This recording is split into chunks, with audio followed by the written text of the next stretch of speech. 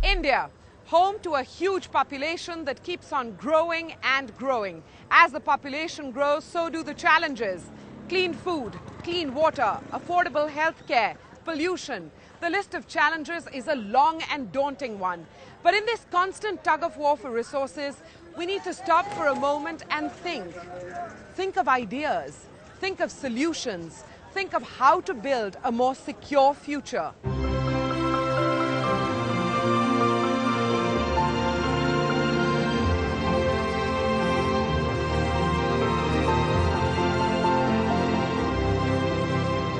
And that's exactly what we did in 2013. We took the first step towards unleashing the power of Shunya through science. In keeping with India's legacy of knowledge and problem solving, we traveled the length and breadth of the country to find 21st century Aryabhattas, innovators who showed us how science can be tapped to achieve zero. Zero waste, zero emissions, zero hunger, zero devastation. This year we're back and we're asking the same probing questions, but we're looking for newer and better solutions to help us achieve our goal of Shunya. I'm Manvi Dhillon and you're watching DuPont Presents Power of Shunya Quest for Zero.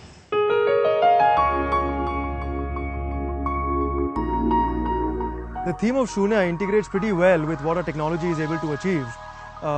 As because of this smart distribution technology, we're able to ensure zero power theft, zero defaults, zero power cuts, as well as zero carbon emissions. Any technology has to move towards zero pollution, and the aim of Project Surya is to move in that direction, move in the direction of zero pollution in a stepwise manner.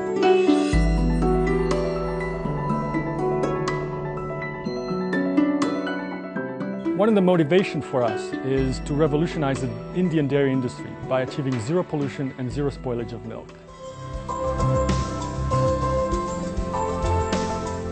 What are the resources? Water, electricity, soil, time, labor. By installing Nano Ganesh, basically we are making all wastages of resources zero. There's nothing more important than the air we breathe. Last year, India ranked absolutely last in a global study on air quality. This year, not only do we still have the worst air quality, but India has slipped 32 ranks in the World Health Organization Global Environment Report Index to a low 155. Pollution levels are at an all-time high. In our cities, in our water, in the air we breathe. It's critical we tackle this challenge immediately. Well, this is the Power of Shunya Quest for Zero, and today we kick off a quest for zero pollution. What are the challenges? What are the risks? Why is pollution not taking center stage in India? What will our future look like if we don't tackle pollution urgently? We turn to Sunita Narayan for some answers. Sunita Narayan is a writer and an environmentalist who uses knowledge for change. We meet her at the Center for Science and Environment in New Delhi, where she is the Director General. I'm going to throw an idealistic proposition at you, and I'd like you to comment on it. Can you imagine a future where each of us, individuals, where every business, big and small, is truly a champion of the environment, the way you define champions of the environment? No, I think you've well put it. It's about the way I would like it, because I do think that environment today has become a big issue. Everyone says they're an environmentalist, but I think what we are really looking at, what is the way in which we can actually be environmentalists to reduce our footprint on Earth? What kind of ideas do we need? What kind of paradigm of growth do we need that we can actually make sure that we tread lightly on Earth, that there is enough on this Earth for everyone's needs, but not for their greeds, and we can make sure that the poorest person on Earth also has access to resources. Simplistic, but I'll ask it. If you had to pick 3 of the most terrifying pollutants today, what would you put on that list? You know, I think there are 3 big issues that we need to think about, and we need to think about them in a way that is imaginative, inventive, crazy, so that we can find answers. One, obviously the issue of climate change. It is staring us in the face today. We know that human beings have polluted the Earth's atmosphere. We know that it is because of our development that we emit carbon dioxide today, which is today creating kind of hazards which could actually make it a catastrophe. I mean, we are seeing in India, our monsoons are being affected. The second, to me, is water. Now, water in India is a lot more basic, because when you're looking at the pollution in water, it's about biodegradable waste. It's really about excreta. Yes. And so but it's not small, because that polluted water today kills more babies in India than anything else, and that's criminal. Yes. So clearly that's the second big one. And the third one is obviously air pollution, which is linked to the way we drive, linked to the way we build our cities. When you're outdoors, especially on a busy street, you worry about pollution. You can feel it, you can smell it. But the moment you step indoors into an air-conditioned environment, you feel safe, protected from pollution. Most of us spend at least half a day indoors in a centrally air-conditioned environment. But India, unlike many other countries, does not enforce any regulations around indoor air pollution. And so pollutants run absolutely free.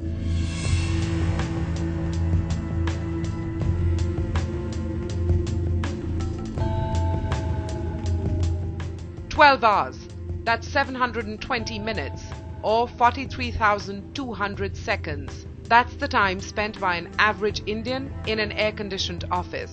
India has no enforceable norms on indoor air quality. Ducts of air conditioners accumulate dust and are breeding grounds for bacteria if they're not cleaned. Health issues like asthma and respiratory diseases are a result of bad indoor air quality. The reality is grim, but can we harness science and technology to minimize air pollution and make our indoor environment more safe? Well, we're going to introduce you to a company that's doing just that. Step into the world of Fahad Azad, the enterprising innovator of the duct bot.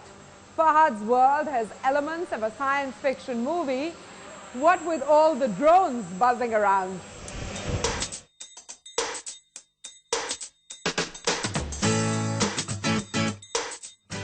It was Fahad Azad's passion for tinkering with toys and a very real necessity for cleaning hard-to-reach AC ducts of air conditioners, which are breeding grounds for germs and dust, that led to the idea of the duct bot. So here we are, Fahad. You're holding the duct bot in your hand. To everyone who's watching, what is the duct bot? So it's a robot which cleans centralized air conditioners.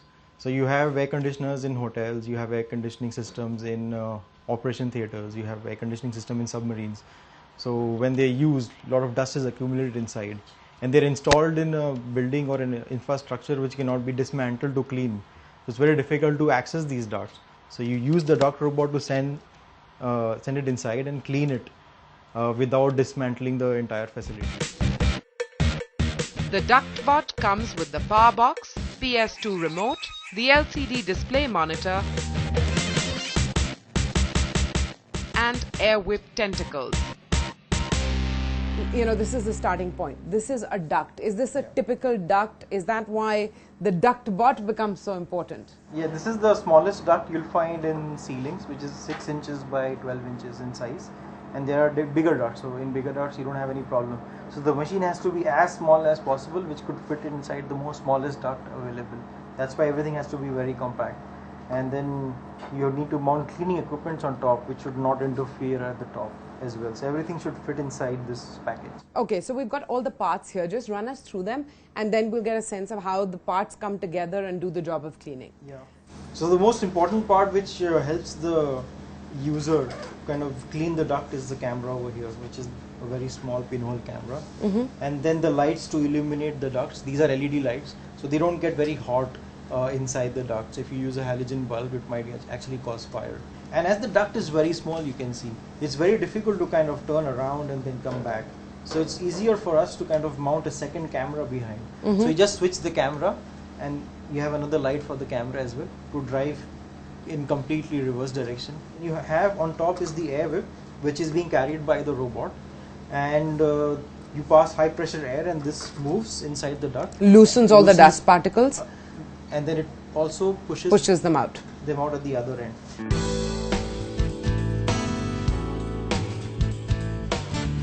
Incubated in this small but committed tech startup, with every nut and bolt engineered to perfection, the DuctBot is in use commercially in India.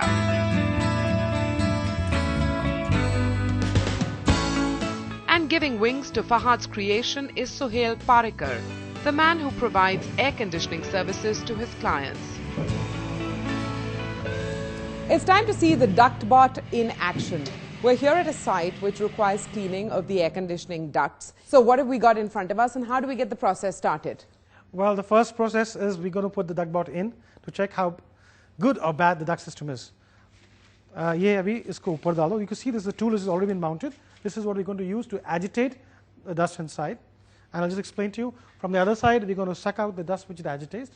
And we've got a filtration box lying right there, which is going to filter the dust at the exhaust. So what we remove from top doesn't further contaminate the building or where we're standing. This is now the DuctBot going into the AC ducts. Then what happens? Well, you've got this gentleman sitting here who's going to monitor the movement of the DuctBot and see how bad or good the duct is. And as you can see, there's a lot of dust in the system. So we have taken a call now. The ducts need to be clean, visually dirty. I don't need to do special tests. You can see it, it's there. And that's what the DuctBot allows you to do. It's your eyes inside the duct. That dust will, because of the air pressure, will go towards that direction.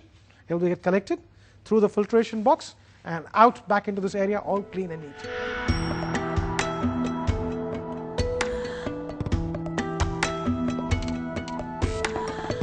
A simple step forward in technology which aims to make the air you breathe a little less polluted. The DuctBot is steering India towards zero indoor air pollution. So DuctBot is capable of achieving zero air pollution, provided the client uses that disciplinary every day regularly to clean their ducts, and if that is used regularly in regular intervals, it will maintain Shunya air pollution in indoor environment. We've seen how RoboSoft Systems is harnessing the power of technology to make the air we breathe a little less polluted. After the break, witness a collaboration that is changing the environmental footprint of a routine activity, washing clothes.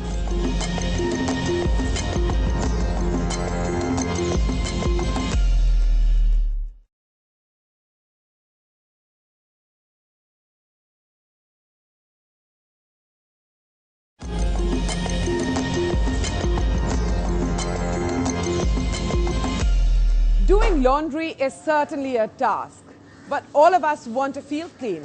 We all want to be clean. We all enjoy wearing clean clothes, but none of us think about how washing adds to the pollution levels of our water bodies. While detergent is essential to washing clothes, the residual water adds to the pollution level in our water bodies. Picture this. Most of India lives in villages. A major chunk of detergent consumption happens in this economy segment. A number of small and large manufacturers cater to this segment.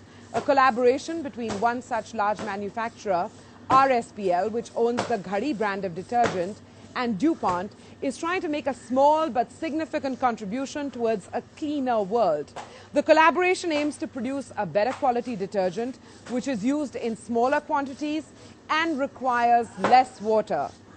This could be termed the start of a movement with the goal of Shunya water pollution.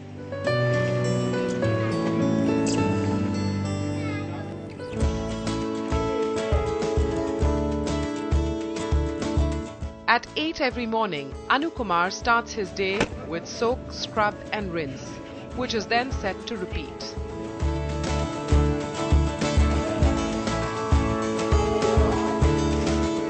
Washing around 400 pieces of clothing every day, he understands the needs of his customers. कपड़ा कम गंदा हो, ठीक है, तो उसमें कम मुझे detergent लगता है. ज़्यादा गंदा होने पे जो है थोड़ा ज़्यादा लगते हैं डिटर्जेंट, उस वजह से साफ होता है, चमक आ जाता है कपड़े में. Laundry is an everyday activity for most of us. It is estimated that 70% of the target population is already using detergents. The per capita consumption of detergents stands at 3 kgs per year approximately. While much thought is given to procuring the best cleaning agents, one hardly thinks of the dirty side effect. Detergents are complex chemical compounds, and they especially contain some compound which contain phosphate, which is of prime concern. When you dissolve phosphate into a water body, then it leads to degradation, slow degradation of the water body, what they call eutrophication. Now, eutrophication can happen naturally over time, but when you add phosphates, it happens very fast. So slowly the water body gets so polluted and gets ultimately destroyed that it becomes anaerobic. There is no oxygen and it kills all life forms. Leaders of the mass market detergent segment, RSPL, have joined hands with DuPont to find a solution to this problem while maintaining their core philosophy. We provide consumer with value for money in the sense that the price at which we are selling, we give more quality than a price, the price that the consumer is paying. We put lots of enzymes there, or cocktails of enzymes, and the formulation is such that that it helps removing all the dirt and the stains from this. What is it that distinguishes the Ghadi brand from other detergents in this segment of the marketplace? The performance of detergent is determined by its composition. The performance of our brand have been judiciously formulated after years of research and development. Incorporating DuPont's Effectance P2000 enzyme is Ghadi, a first for a low-cost detergent. So let's talk about the role that DuPont has played in the detergent market, specifically the enzyme which is Effectance P2000 enzyme. What, for the layman, does this enzyme do? See, if you look at the dirt or the stain that a fabric typically gets, it's actually locked onto the fabric in a certain way, and it is this locking which makes it very difficult for water to remove it or any kind of liquid to remove it. What the enzyme does is it unlocks the stain or the dirt from the fabric, making it easier for water and the other things to remove it from the fabric, and so it goes away with wash water. Well, that's a perfectly clear description of what this enzyme does, even for a non-scientific person. But what then are the environmental advantages? Is it simply about efficiency and hence efficiency in usage of detergent and water? Is it as simple as that? Well, the first point is enzyme is a naturally derived product, which means it comes from nature. And second, because it comes from nature, when it goes out with the wash water, it decomposes also naturally. It doesn't remain as it is. So it has got absolutely little impact on the environment. And the second positive fallout of this is this enzyme replaces certain harsh chemicals which you use in the detergent. We were the first Indian brand to introduce enzymes in detergents and in the mass segment. So this was a big achievement for us. DuPont's Effectance P2000 has undergone considerable R&D to suit the Indian conditions. Describe to us what was the kind and nature of challenge posed in incorporating an enzyme into the Ghadi detergent brand. And I ask this because this is the first time that an incorporation of an enzyme has taken place in an economy segment detergent on a massive scale. Enzymes which were available earlier, they were more or less suited for European conditions, by which I mean the European cold weather conditions and the European wash conditions, which are primarily done in a washing machine, and the water which is used is quite warm. So the enzymes, when you bring the same enzymes to India, they were not stable in this kind of heat and the cold water wash. This challenge was presented to the DuPont team, and the scientists worked on it, and somehow they came over top of it, and we supplied laboratory product to RSPL's lab to try and test it out, and it worked perfectly well. An achievement which could unlock the power of Shunya. One, the enzyme is doing the thing better, so you need less quantity of it.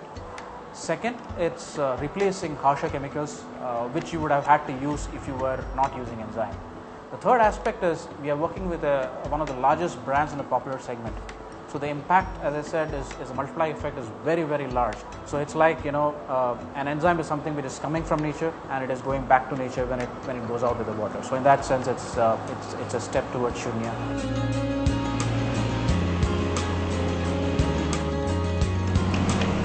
A wash that uses less detergent, less water, and a biodegradable enzyme can hopefully rinse our future of pollution.